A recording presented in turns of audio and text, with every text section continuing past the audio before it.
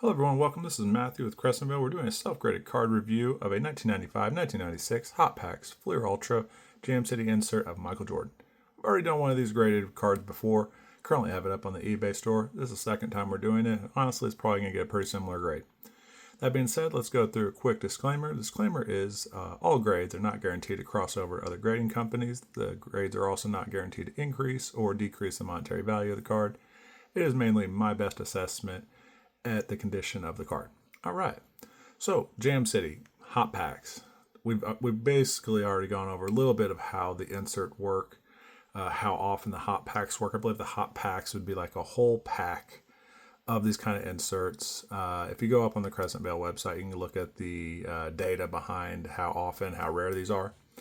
So this card, it's in a similar condition as the one we graded before. I think we only have one other grade up right now to 8.5, near mint to mint plus. So yeah, you can kind of see on the edges that's going to take a little bit of our score down. We might as well just start with the edges because that's probably our biggest issue of this card. The rest of the card's actually pretty nice. But like these edges right here, we can kind of see that there is some wear to them. Zoom in a little bit. There we go. So you can kind of see that it's like a significant amount of wear. And that brings it down to possibly a 7 on the edges because there's also edge wear here and on the back. So it brings it down to a 6.5 or a 7 on the edges for my personal grading. Kind of see a little bit of the edge wear on the back here and there. So it's probably 6.5. Some edge wear here. Corner, we'll talk about corners in a second. Edge wear. So 6.5 is about the current rating that I'm going to be giving this for edges. Okay, so corners. Let's take a look at corners and see how it fares up. Now, this is a 30-year-old card, so of course there's going to be some issues on it. Now, that could be a surface or an edge. Actually, now I take it back. That is more surface than edge, this kind of area right here.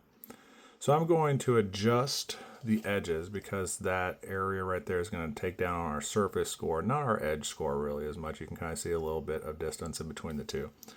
So I'm going to move the edges to an 8.5, and I'm just going to probably go ahead and assess the surface and probably move that to a 7.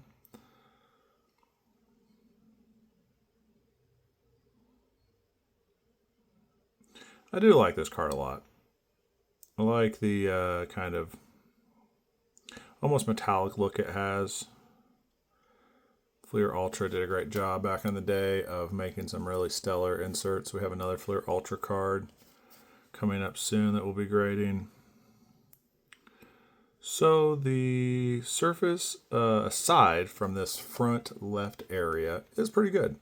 But that is a pretty noticeable amount. So I think 7 on our surface is where we're going to land. All right, let's move over to corners.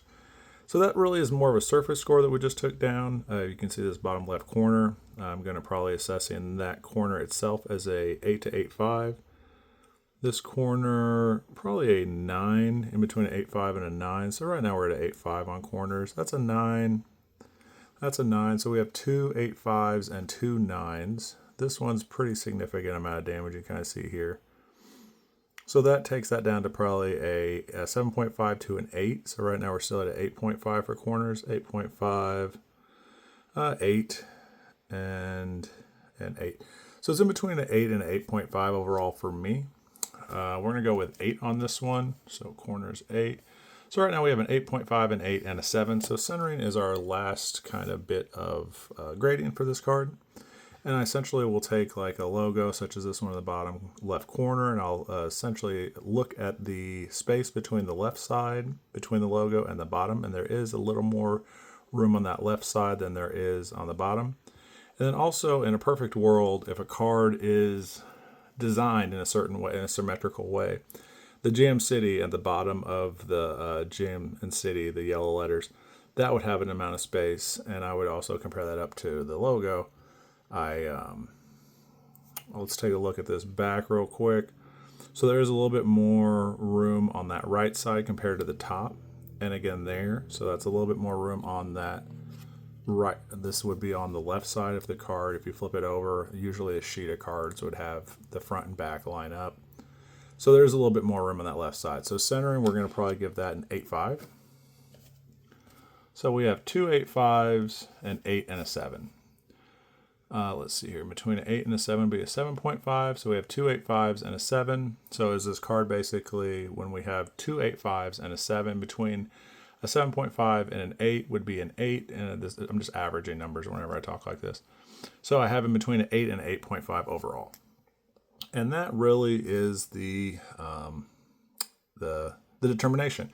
Here's the thing. I haven't cross-referenced this with Grok yet. So what I'll do is I will run it through Grok. It's an AI tool. We'll let basically Grok determine if it's an 8 or an 8.5. I think that's the most accurate way of doing things. It has a bit of human review, and now we'll pump it through AI, and then you'll also be able to see it on crescentvale.com with the final grade. Thank you so much for watching. Continue to watch.